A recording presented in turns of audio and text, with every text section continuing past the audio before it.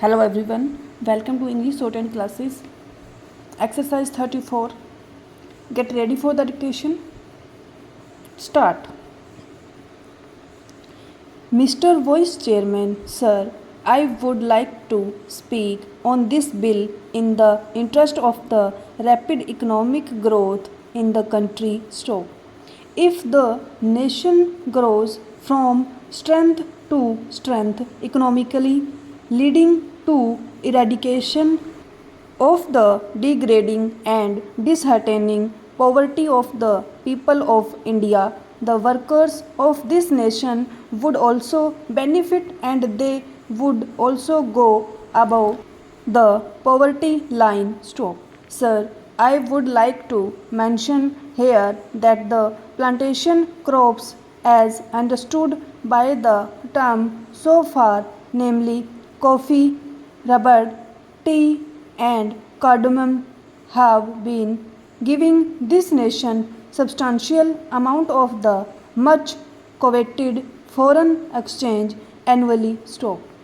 It must be noted that coffee exports alone have given our country during the last 5 years over rupees 1000 crores in foreign exchange by way of export earnings and export duties. I must also bring to the attention of this House that the famed tea industry in India today has become a sick industry affecting lakhs of workers and the tea planters.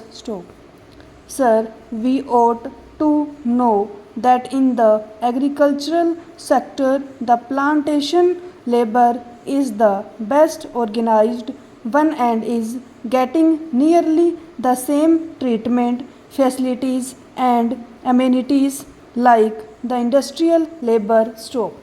Sir, coming from a plantation district of Karnataka, I sincerely agree that the welfare measures provided in the Act must be faithfully implemented and strictly enforced. But I cannot subscribe to the view taken by some that the planters generally are exploiters and are inimical to the interests of their own workers and that they must be dealt with severely. Sir, most of the planters of today are educated and they know that contented labor is conducive to productivity and peace in the states and therefore would like to provide all the welfare measures and amenities to the workers.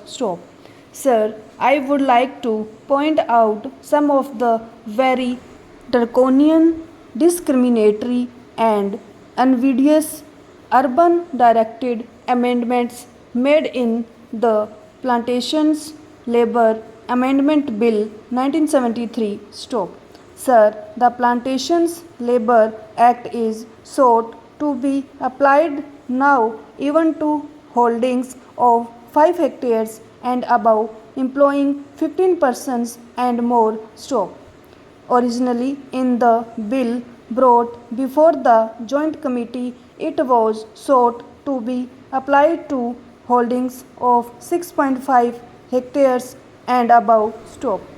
It would be realistic to make an amendment to the present bill to raise the size of holdings from 5 hectares to 6.5 hectares.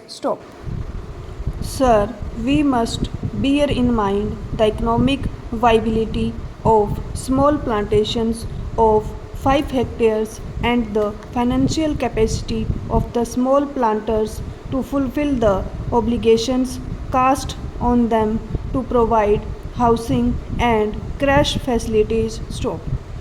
Those small planters in some cases are unable to provide themselves with houses and medical care as good as those intended for their workers in the bill.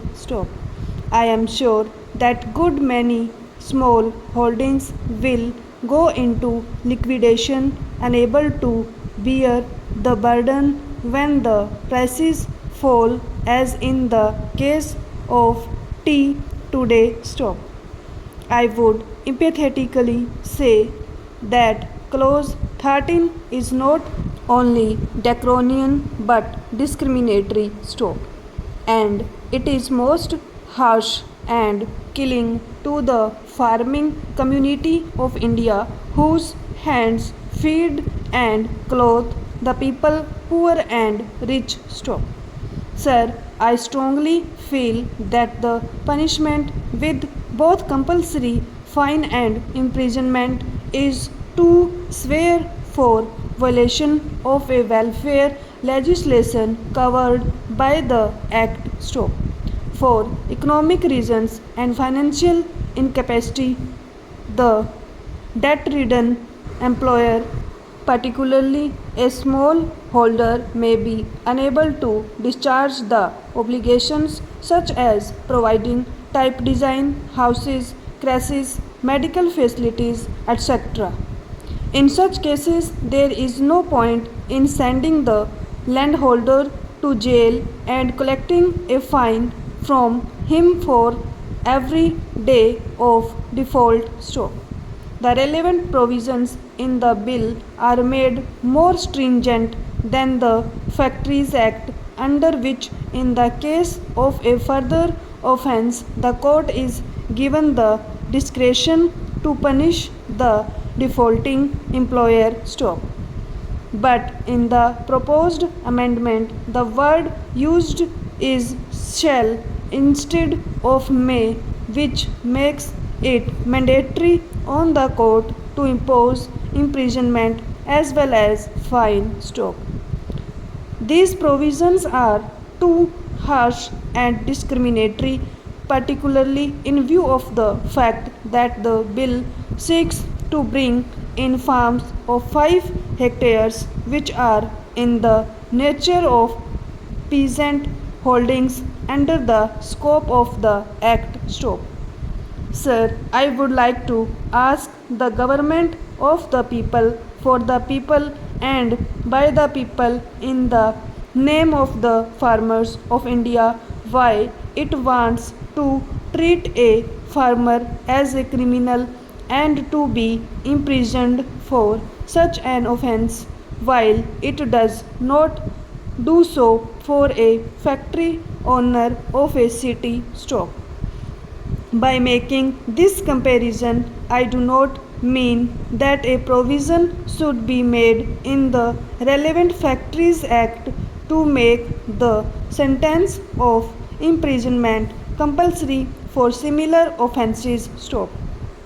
Let me make it clear that I am not speaking against the interests of the workers in the plantations stop. I am only speaking against the stringent and invidious measures which have been provided in the bill affecting the rural employers and the invidious laws enacted for them. Stop.